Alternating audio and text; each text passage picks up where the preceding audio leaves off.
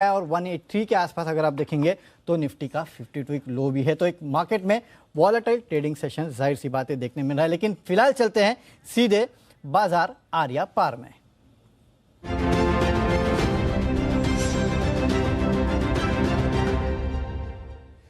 दुनिया भर की इकोनॉमी और दुनिया भर के बाजारों में है मंदी का खतरा और हमारे बाजार भी उससे अछूते नहीं है। लगातार गिरते गिरते 52 हफ्तों के निचले स्तरों के आसपास इस वक्त ट्रेड कर रहे हैं। तो बड़ा सवाल ये कि आगे बाजारों की चाल क्या रहेगी, कैसी रहेगी और दुनिया भर में जो कुछ हो रहा है उससे कितना डरना घबराना है, या फिर ये दे रहा है आपको कुछ बड़ा पैसा कमाने का एक बेहतरीन मौका। और ऐसे वक्त पर आपको ज़रूरत होती है कुछ ऐसे बाजार के जाने माने विशेषज्ञों की, दिग्गजों की, जिन्होंने इस तरह की तेजी और मंदी के कई साइकिल देखे हैं, जिए हैं और उनसे अनुभव लिया है और पैसा बनाने में आप सबकी मदद की है। तो आइए बाजार आर्या पार, इसी कड़ी में आज हमारे साथ जुड़ रहे हैं कार्यक्रम में बाजार के जाने माने दिग्गज, मोतीलाल ओसवाल फाइनेंशियल सर्विसेज के चेयरमैन और को फाउंडर और हमारे भारत के वेल्थ क्रिएशन गुरु रामदेव अग्रवाल सर। रामदेव सर, बहुत बहुत स्वागत है, धन्यवाद समय देने के लिए। और लंबे समय बाद आपको स्टूडियो में देखकर बहुत अच्छा लग रहा है सर। हमारे मैंने एक्चुअली इतने दिन के बाद यहाँ आना जो है ना, मैं लग रहा हूँ कि मतलब दुनिया बदल गई वापस, थोड़ी वाइब्रेंसी, थोड़ी एनर्जी, वापस एनर्जी आ रहा है और पुराने हिसाब किताब से वापस यहाँ पर आ रहे हैं तो थोड़ा सा अच्छा लग रहा है कि चलो भाई दुनिया नॉर्मल हो रही है। बिल्कुल, आप हमेशा की तरह बढ़िया शाइन कर रहे हैं, एकदम ग्लो है आपके चेहरे पर। लेकिन शुरुआत करने के लिए मेरे पास सवाल अच्छा नहीं है सर। तो मैं जानना आपसे ये चाहता हूँ कि क्या बाजारों में और दुनिया भर की इकोनॉमी में मंदी आ गई, रेसेशन, आर्थिक मंदी, जो ये नए नए शब्द रोज सुनने को मिल रहे हैं आजकल? हाँ, अब वो तो आप देख ही रहे हैं माहौल कैसा है। तो एक पुरानी कहावत है, डोंट फाइट द फेड।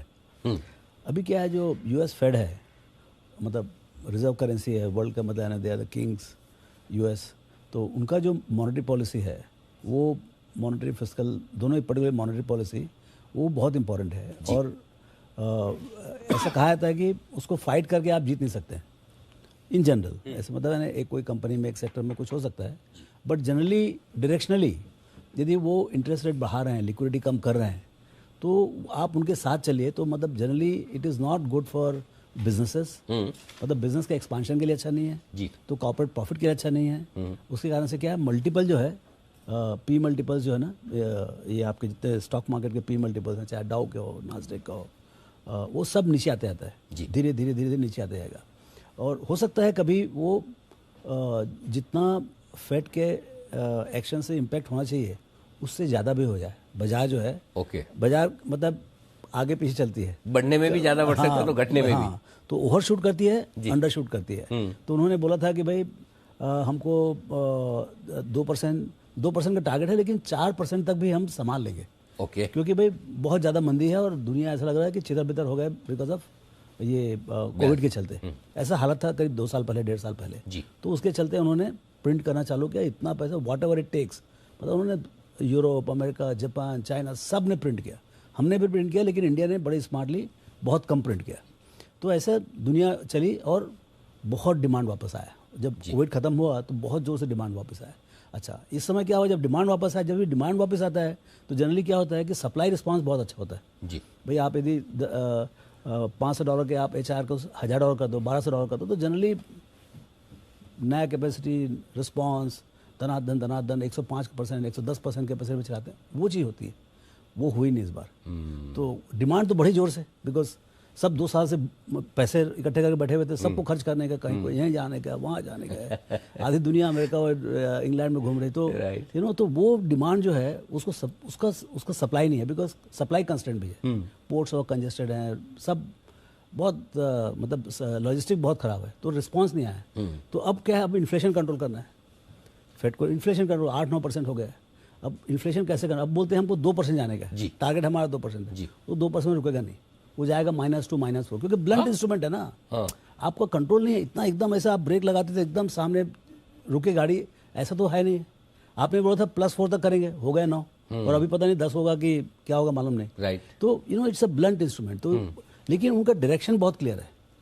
अभी तो 8-9 पे हैं आप, 2 तो बहुत बड़ा सपना है है ना। तो ऐसे बोल भी ना 3.5-4% तक जाए तो क्या अभी शांति है। अभी equity market in general, I am not talking about individual stocks, in general as an asset class ये चैलेंज है। चैलेंज और मतलब आपने जो सर कई सारे तेजी और मंदी के साइकिल देखे हैं। कई बार पहले भी अमेरिका में इसी तरह से इजी लिक्विडिटी वाली, आराम से कम ब्याज दरों वाली सिचुएशन भी देखे और उसके बाद रिवर्स होते हुए भी देखे। आपका अनुभव क्या कहता है जब इस तरह की सिचुएशन बनती है कि ब्याज दरें बढ़ना ही शुरू हुई हैं, इकोनॉमी आपकी मंदी की तरफ जा रही है, राइट, ये वापस रिवर्स होने में कितना समय लगाता है?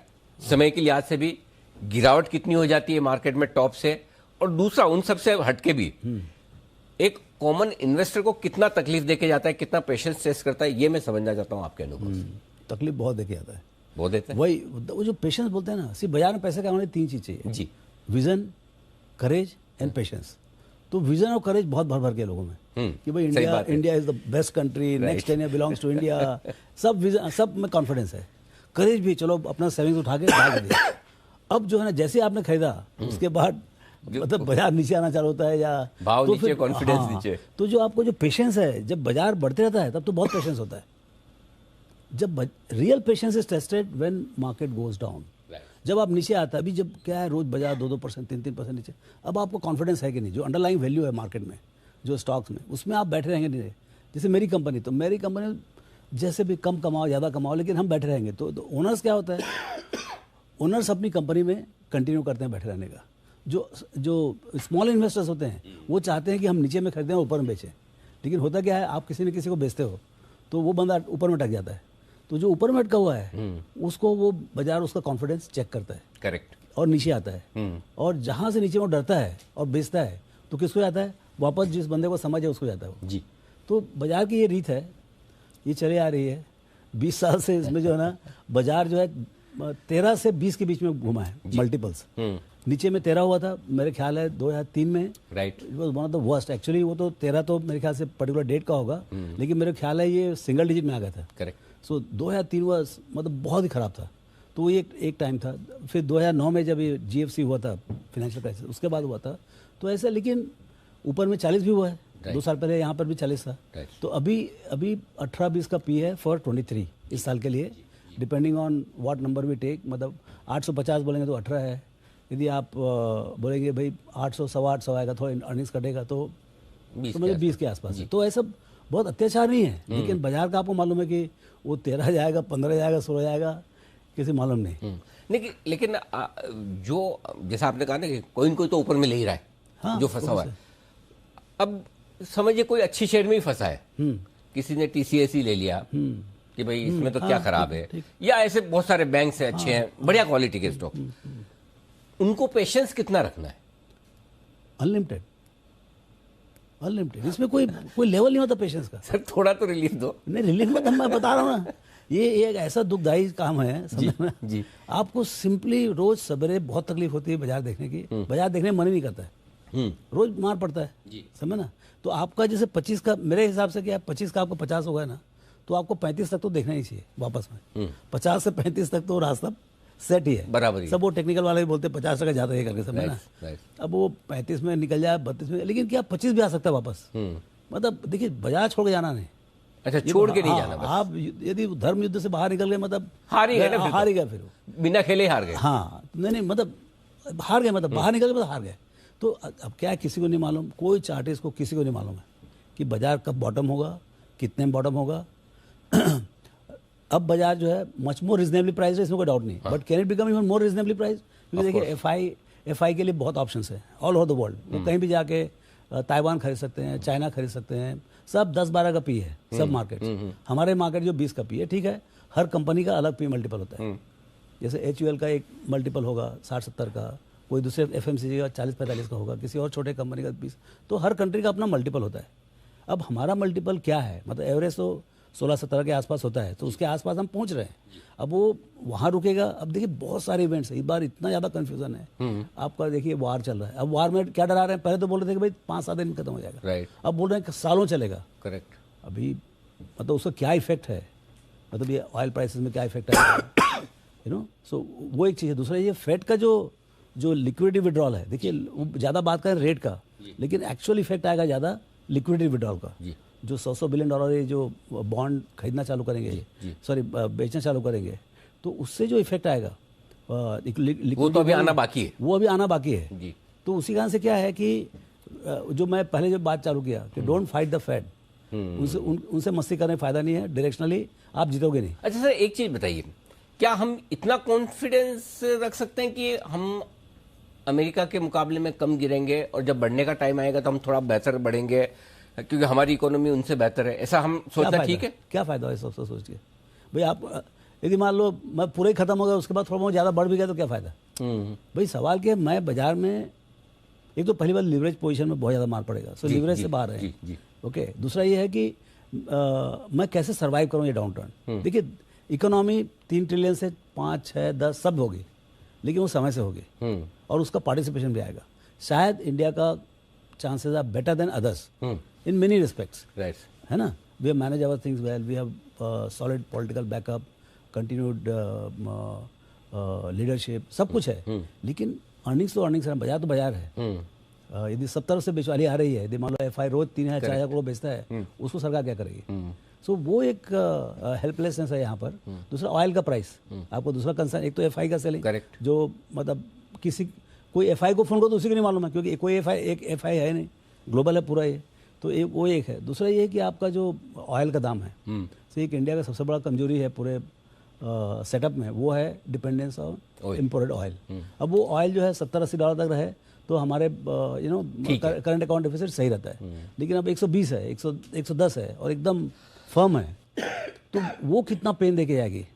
देखिए कितने कंट्रीज में फ्यूल नहीं है। अभी देखिए आज लंका में बोल रहे थे कि राइट्स हो रहे हैं to get some petrol, Pakistan में ब्लैकआउट चल रहे हैं। तो ऐसे क्या है, जो छोटी छोटी कंट्रीज हैं जो पुअर हैं, उनके तो मतलब कोई पूछने वाला भी नहीं है, ना तो खाना है, ना लाइट है, ना पंखा है।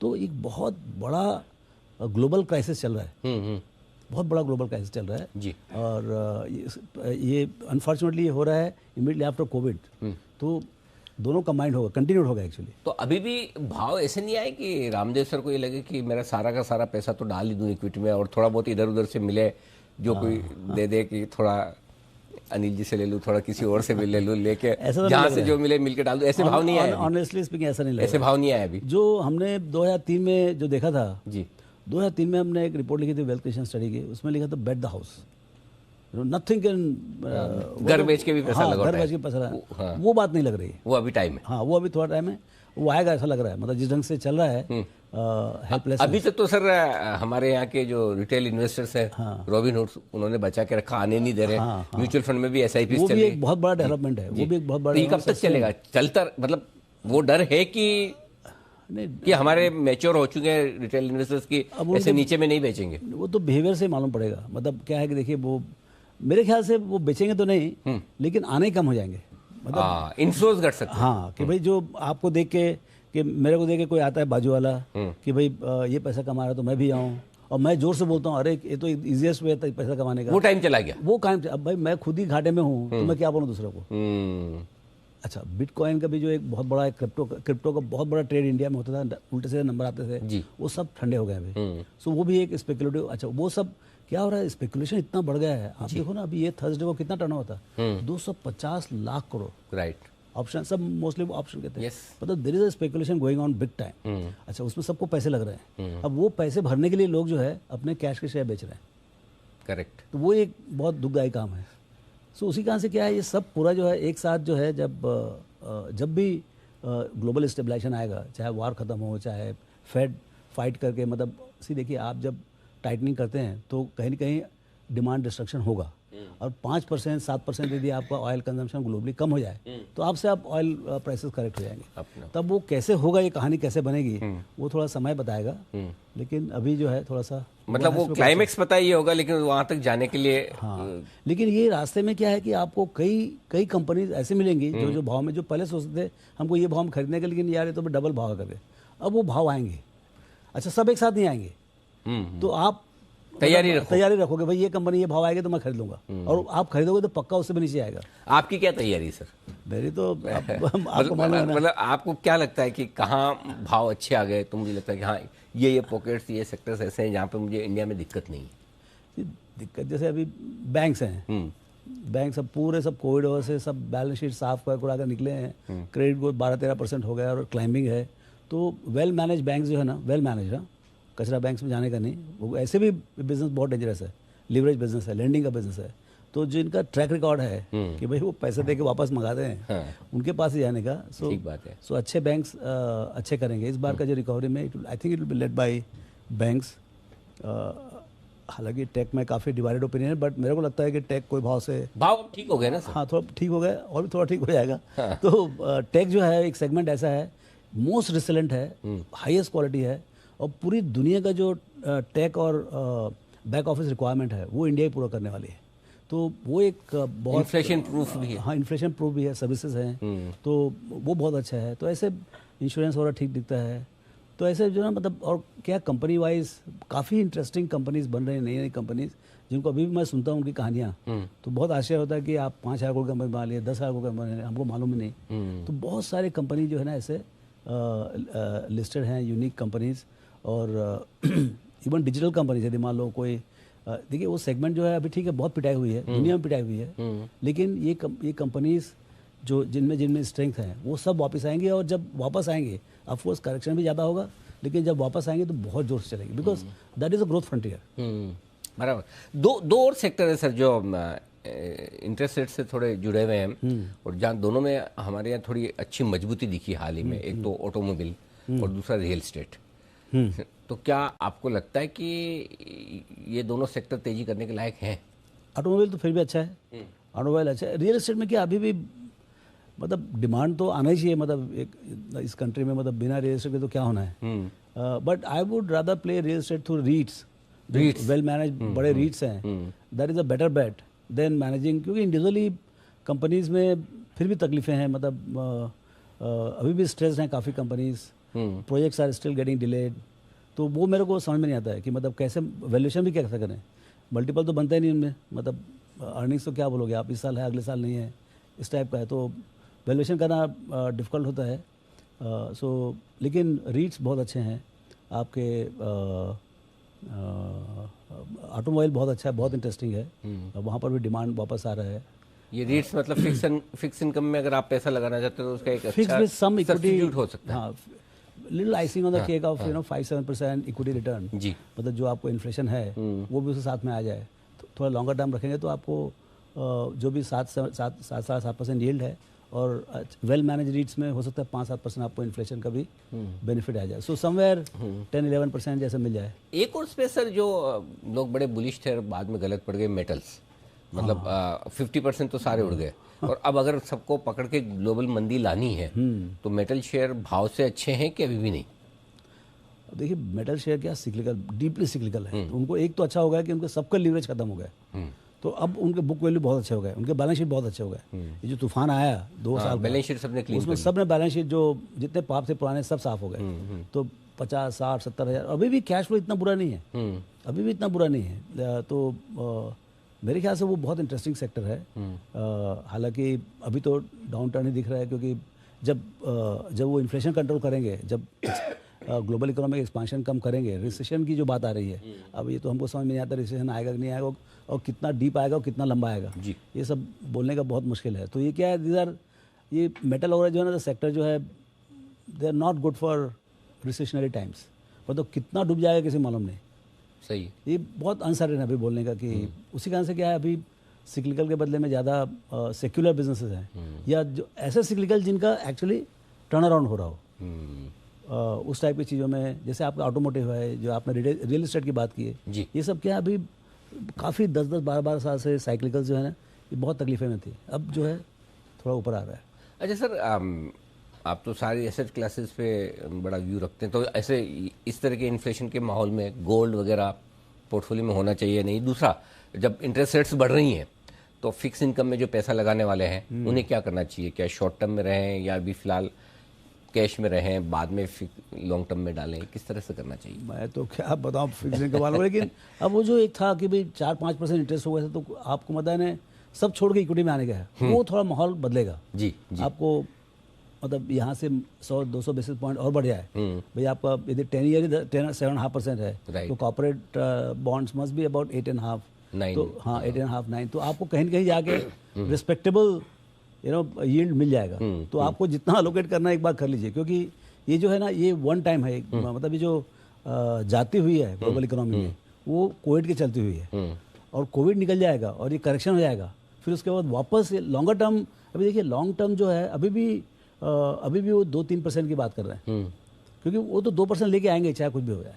तो आपको लॉन्ग टर्म लॉन्ग टर्म आपको बहुत ज़्यादा यील्ड मिलेगा नहीं। तो यदि कोई विंडो मिले कि भाई 8-9% में आप लॉक कर सके 5-10 साल के लिए, आप कर लीजिए। इस तरह के माहौल में सपोज मैं एक बड़ा पैसिव इन्वेस्टर हूँ, मुझे ज़्यादा दिमाग नहीं लगाना और मुझे किसी पे भरोसा भी नहीं समझे, मुझे इंडेक्स में लगाना, तो आप कहाँ लगाएंगे?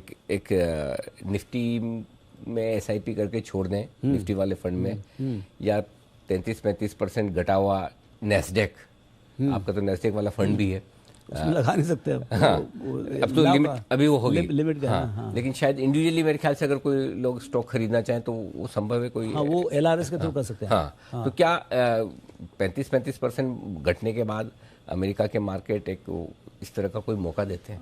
अमेरिकन मार्केट का मतलब डेप्थ क्या है, मतलब we don't know, but Nasdaq is मतलब growth frontier of the world, technology frontier of the world. तो कहीं कहीं जाके आप SIP करेंगे, लास्ट 12-15 साल से जब से वो इंडेक्स चल रहा है हमारे पास, this is the best performing fund. Yes. तो ये जो करेक्शन हो रहा है दैट विल गिव डेफिनेटली, ये बहुत अच्छा अपॉर्चुनिटी आएगा टू डू SIP। हाँ, मतलब क्योंकि correction can be quite deep from here also, right. तो वो चीज़ हमको नहीं मालूम है कितना करेक्शन होगा, लेकिन longer term as a diversification tool in equity portfolio, it is very good to have global tech by way of Nasdaq. So Nasdaq SIP, और आपका जो लोकल, आपका जो 2/3 3/4 जो आपको करने का है वो कर सकते हैं आप। सर, आज आपसे मुलाकात करने के पीछे सबसे खास पर्पज़ भी यही था कि एक हमारे दर्शकों को कॉन्फिडेंस मिले। नहीं तो क्या होता है, अब है ना, लोग पहले तो शेयर पे शक करते थे कि शेयर अच्छा लिया गया, अब खुद पे ही शक करने लगे कि मैंने काम ठीक किया नहीं किया। सो मैं आपसे ये जानना चाहता हूँ कि ठीक है, अब जो माहौल है उसमें बहुत सारे लोग यह सोचते हैं हमने गलती कर दी स्टॉक मार्केट में आगे, या फिर ये कि अभी बेच के फिर थोड़ा नीचे आएगा 1000 पॉइंट 2000 पॉइंट फिर नीचे ले लेंगे, मतलब इस तरह की जो सोच आ रही है। अच्छा, नया तो लगाना नहीं है, पुराना निकालना है, तो थोड़ा सा डायरेक्शन दें सारे रिटेल इन्वेस्टर्स को कि इस वक्त उन्हें क्या करना है।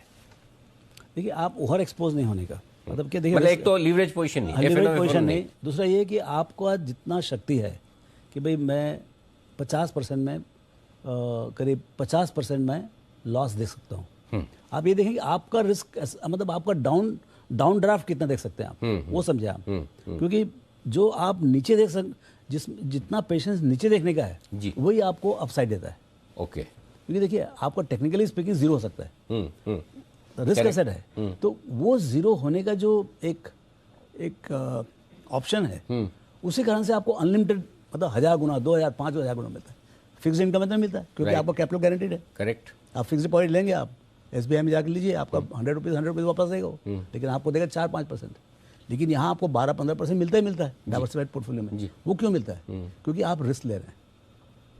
तो आप ये देखें कि आप में कितना रिस्क टेकिंग कैपेबिलिटी, करेक्ट है ना। क्योंकि भाई बाजार जो है, नीचे देखने की ताकत है तो ऊपर के लेवल्स देखने को मिलेंगे ही मिलेंगे। नहीं, फिर तो गारंटी है ना। एक बार आपने देख लिया गंगानार, फिर तो बहुत बढ़िया है जी। सो वो एक चीज़ जो है शुरू, अच्छा वो क्या होता है, ये सब बातें कब आती हैं? खराब टाइम में जी। अच्छे टाइम में एक बात कोई बोलता नहीं, बट वो दैट डिसिप्लिन कि भाई I will not buy more than 100 rupees, मेरे पास 100 रुपये है, 100 रुपये से ज़्यादा नहीं खरीदूँ। कितना क्या खराब हो जाएगा? 75, 80, 70, 50 और क्या करोगे? ठीक है, और कितना हो जाएगा? बट एक साल के अंदर मेरा एक्सपीरियंस ये है, 100 का 50 जरूर आता है, बहुत दुख देता है 1 साल 1.5 साल तक, लेकिन अगले 1 साल के अंदर वो 100 के ऊपर जाता है वापस। करेक्ट, ये मेरा एक्सपीरियंस है। हाँ, आपने तो इतनी सारी तेजी मंदी देखी हर बार मैं देखा हुआ, ये 1 साल के अंदर जब रिकवरी चालू होती है ना, 55,000 है अभी। हाँ अभी भी अब मैं चालू किया था 100 के इंडेक्स से जी, वहाँ से तो अभी भी 50-52 है। राइट। तो ये अच्छा, उसके ऊपर से डिविडेंड भी मिले।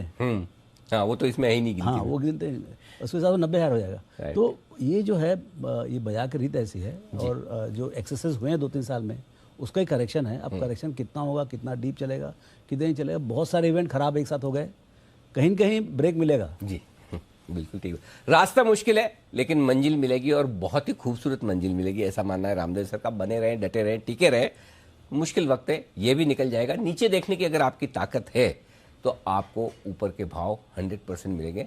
अच्छी क्वालिटी के शेयरों में बढ़िया पोर्टफोलियो बनाकर आपको मौके ढूंढने इस बाजार में, ये कॉन्फिडेंस सर से आता हूँ। बहुत बहुत धन्यवाद सर, समय देने के लिए, स्टूडियो में आने के लिए, और आपसे बात करके वाकई में कॉन्फिडेंस भी बढ़ा है और बाजार का डायरेक्शन भी मिला है, और साथ ही ये भी समझ आया कि थोड़ी चिंता भी करने की जरूरत है और कॉन्फिडेंट होकर ना रहें। इस खास शो में इतना ही, मुझे दीजिए इजाजत, नमस्कार।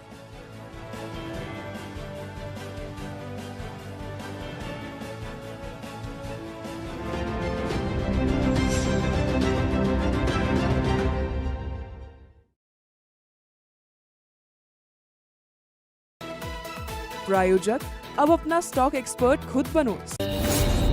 आपका चहेता चैनल जी बिजनेस अब आपके फिंगर टिप पर। लाइव टीवी, देश दुनिया, शेयर बाजार और बिजनेस वर्ल्ड का सारा एक्शन